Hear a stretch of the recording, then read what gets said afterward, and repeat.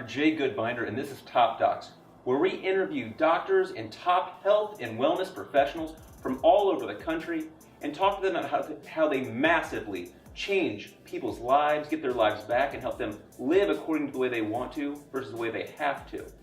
Now, today we'll be talking to some guests that are absolutely brilliant in their fields, somebody who's a health and wellness provider who really understands what it takes to help someone change their lives and feel dramatically better. That may involve diet, it may involve health and fitness, it may involve some psychology as far as why they're making the choices they are. With that being said, this is Mike Clancy. Pleasure to meet you. And you live here in New York? Yes, I'm a New Yorker. After 6 years, I feel like I'm a local. Awesome. And you have a ton of training in health and fitness. We were talking before the cameras went on. Quite sure. Impressive. Right? Yes. Thank you. So you said you're like a nutritionist and personal trainer and...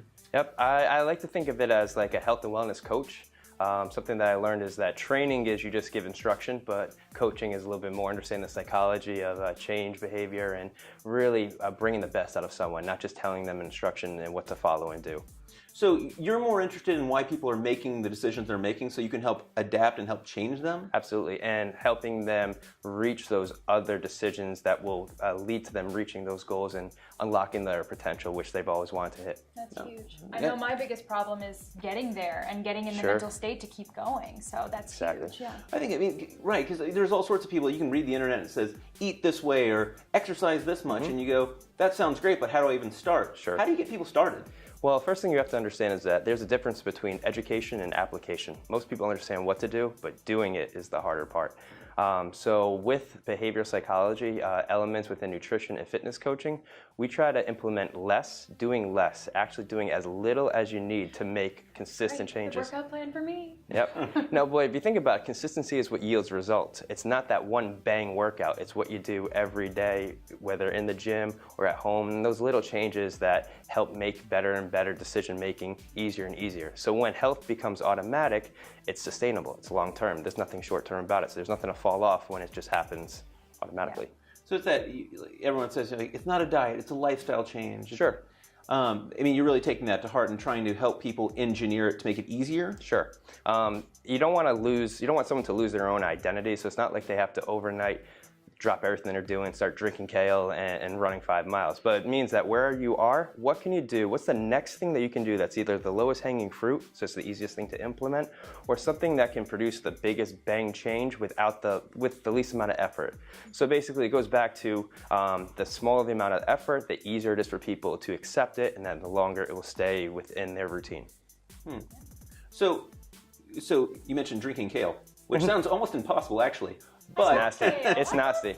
Eat it, don't drink it. Right, there you go. There you go. I love that. So, do you get a lot of people who they start and they drop off, or does everyone just go right through pretty much? What, you have like a program, or is it just a step by step? It's usually step by step with each person. It's individual, so it's person specific. Because if you try to tell people that by week 7 you're going to be doing so and so, everyone adapts to change differently. Some people, and again, it's personality, and there sometimes it's a little bit of behavioral from their environment of where they are currently in their life, old habits that they've had since they were growing up. So each person is specific, but in general, we have a sort of like a set plan for people based upon the questions that we ask. So we don't provide them with, hey, you're going to do this, but we say, hey, what can you do? We let people make the decision. So individualized versus everyone does the same thing, no matter who you are? No. Okay, well, that's fantastic. Yeah, I feel like nobody's really talking about that, all the trigger points in your own environment that we go through every day that are so different in fitness, so absolutely. So I imagine that, so you get people in different socioeconomic classes, people that say, well, I can't even afford healthy food, or, my knee hurts, I can't work out. You help people like that? Sure. Like, again, it's, well, granted, I work with New Yorkers, so there is a certain... everything hurts. Yeah, absolutely. So we understand that environment, but in general, most people understand that if you overeat, you're not going to feel that good. So if you have people thinking, instead of thinking of things as numbers, like in chasing calories and understanding portion sizes, instead you say, hey, why don't you stop when you feel full, and so you don't have to feel that lethargic, bloated feeling. Don't you want to feel better instead of necessarily just finding a number or a target to hit? So you say, I know you're not counting calories. Are you counting calories? No, I don't believe in that. So you wouldn't say, hey, stop off at the street vendor and get yourself a chili dog and have a few bites, and that's enough. You would tell them probably not to eat that, or what? Well, I even asked the question, how does it make you feel? Right. So let them accept it as necessarily a bad decision, but it was their own decision, and what's a better decision in the future? See, we're always one bite away from being back on track. Right. So it's not like we're going on stage tomorrow, right? So the thought is not like I made all these bad decisions. It's more of like, what did I do before? What can I do better going forward? And what's the easiest way to implement that? So it could be the little thing from maybe I don't get a side of fries, I get a side of salad because I want to feel full, but I also don't want to feel bloated after, Do you do different things as far as, I know, like I talked at my clinic, I talk to my patients about, like, hey, you know what, if you eat a big piece of steak and then you eat a bunch of salad afterwards, you may have all sorts of bloating and problems like that. Do you talk about order of eating, or you just say, eat the right things? Person specific, depending on where they are in their approach to nutrition. I mean, if it's to the point where there is no structure or rhyme or reason, maybe we get to there. Eventually, we want to get them to think like, hey, if I have protein and vegetables earlier in the meal, I'll feel a little fuller earlier, so I don't have to necessarily rush and then stop and then realize that I overate, because certain foods will have all those mechanisms built inside of them. But yes, it's, again, person specific, but depends where they are in their habits anyways. Do you do any type of lab testing or anything, or is it just let's figure out your lifestyle and you're trying to help them get healthier? I outsource that to other doctors or clinicians that will help kind of facilitate those questions, because it's a little bit outside of my scope. It certainly is useful, but it's not necessary. Okay, fair enough.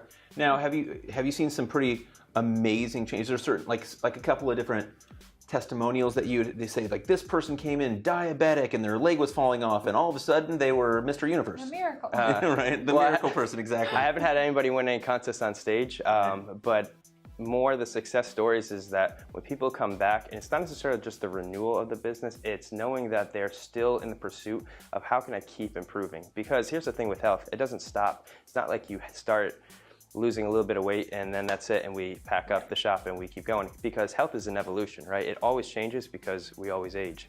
So with that, I've had extraordinary clients that have been with me for multiple years, and because of that, I've really seen their development from understanding not just health, but fitness and wellness, and how does it play into their life, and then how do they adapt with that.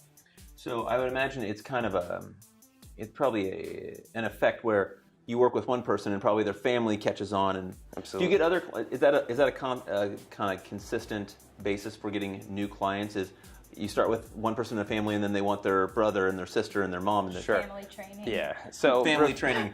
Referral is always the best source of business. Absolutely, it's sure. the highest compliment. But I actually write a weekly article for an audience that just keeps growing and growing, and I just put out a lot of free content because I'm only available for 12 hours in a day, and it's only one person here. But if I can push the information out and push the information with education and application built into it, then I feel like I can reach more people and definitely spread that message. So do you have other people that work for you, and do you kind of have a program that you kind of teach other people how to do, and then they work for you? I actually try not to actually bring employees under me because the practice is so specific to the person.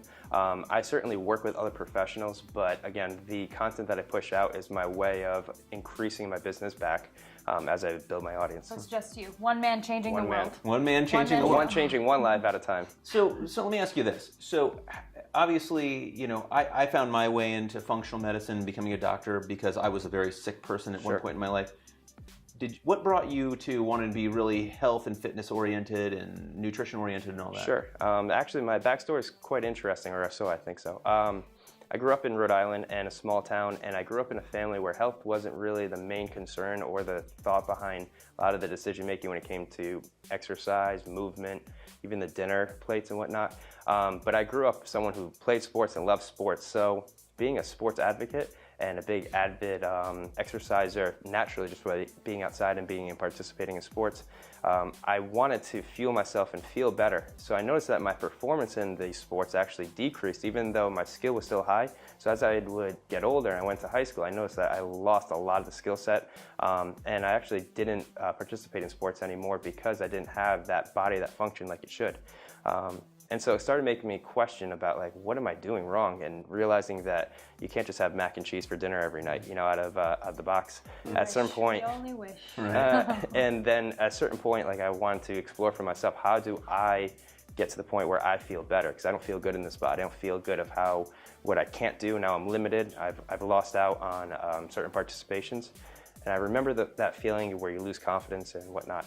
So long story short is I decided to study everything and anything I could, not just on fitness, but health and wellness, self-preservation. And as I did that, studied exercise science in college, came out with a degree at University of Tampa, moved to New York City, got every certification under the sun, and have just been exposed to people, trying to help them so they can learn those healthy techniques that it took me a long time to find on my own, and they can do it a little bit earlier in their lives and a little bit easier.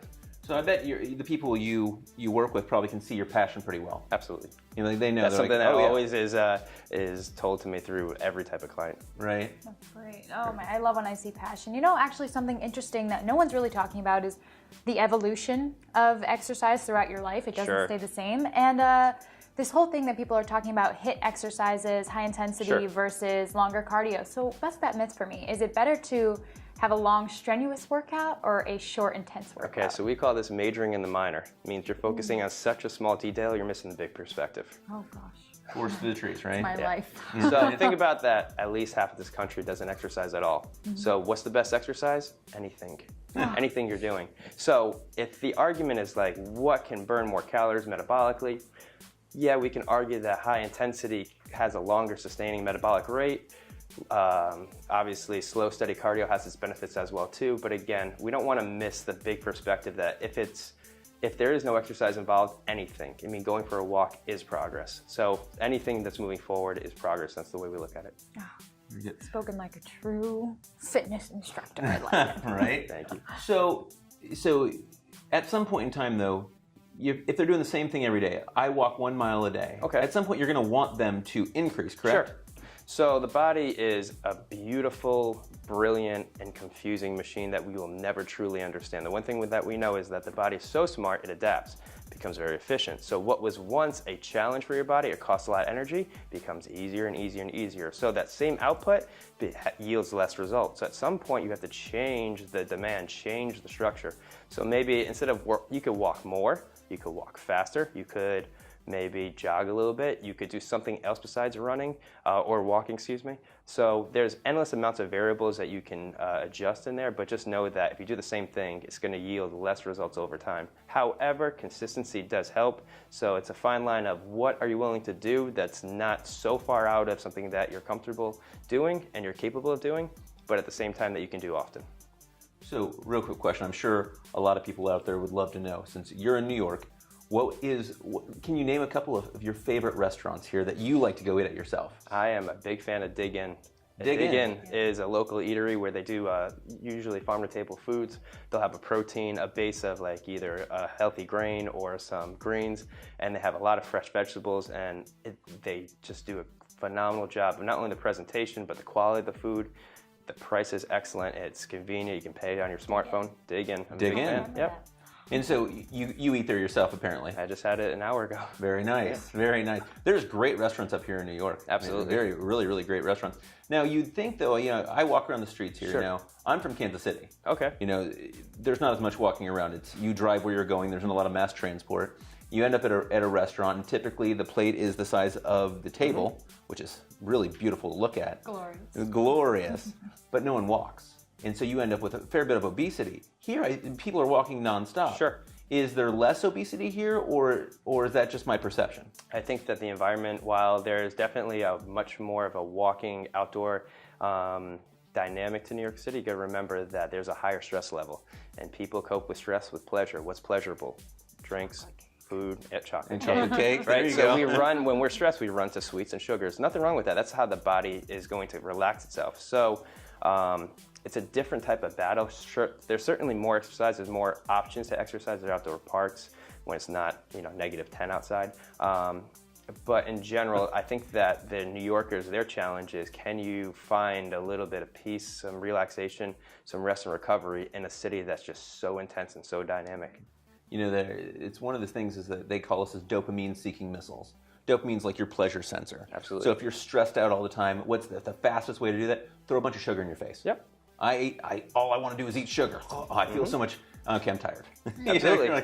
You expect to feel better, and you do for the time that food is in your mouth, but then it's gone. Sure, that 10-minute pleasure-seeking window, and then the effects after are the horrible. Why did I do this? Yep, absolutely. So you're a healthy guy. Has there been a time in your life where your body didn't look the way it does now, and that you didn't sleep well and had all the sorts of issues? Sure, that's how like I said, how I got into this whole business is that that peak age, and we know how sensitive you are from like 10 to 15 years old when your body's changing and you're becoming, from a kid to a young man, or in my case. So I definitely not in your case. Not in yours. Hopefully not. So I noticed that I really lost sense of there was a definitely drop in confidence. And I could feel my body changing into something it didn't want to. Like I said, the influencers around me, like my family and whatnot, while they're so loving, they certainly weren't health oriented. And I kind of made a vow, I don't want to go down that path. I want to be better. I want to learn from not necessarily their mistakes, but just their styles and their habits. How can I improve upon that? Right. It's really interesting you mentioned the family thing. I don't know if you're this way. I'm definitely this way, but I remember very fondly Sunday mornings with my family. Now, mind you, my mom was diabetic. We've since reversed her diabetes and got her from medication, which is fantastic. Congratulations. Thank you. Very excited about that. It's great. I see all these patients from all over the world that fly into Kansas City for my clinic. But when you get to do it with your own parents, it's much more emotional. It's really amazing response. But I do remember very fondly, every Sunday morning, my folks took us out to go get donuts. The drive to get donuts, I'm like so excited. I don't know if I'm going to get sprinkles or cream filled. What am I going to do? I'm very excited. And so now with my own kids, I have a couple of youngsters. Okay. I talk to my wife all the time, and I say, really, let's go get these. There's gluten-free donuts out there, all natural, no fake colors. My wife's like, stop bringing the sugar, and I'm like, that's all I know. I know love is traditions, right? Yep. So if someone wanted to get a hold of you, how would they do that? So I have a website, MikeClancyTraining.com. Always available on my cell phone, my email, on all social media. So Instagram, Facebook, Twitter. So the phone doesn't stop. Don't say that. I'll call you all day. All night. Okay. You watch out what you just did. Okay. Stephanie, she'll be at I'm you. gonna block it later. Just kidding. All right. Well, fantastic. And you're accepting new clients? Yes, always. Fantastic. All right. Well, this has been Top Docs, and you've been a fantastic guest. Thank you very much. Dr. J. Really appreciate Absolutely. it. Thank you very much. I think we learned a lot as far as taking appropriate steps, not missing the forest through the trees. Absolutely. It's a good one. Really taking things one step at a time. Don't try to be elite. Just improve where you are right now, and apparently you get really great results, correct? Absolutely. All right. Well, thanks, guys. It's been Top Docs, and I look forward to seeing you again in the next episode where we reach other incredible, amazing health and fitness coaches and trainers and doctors who massively change people's lives. Thank you so much.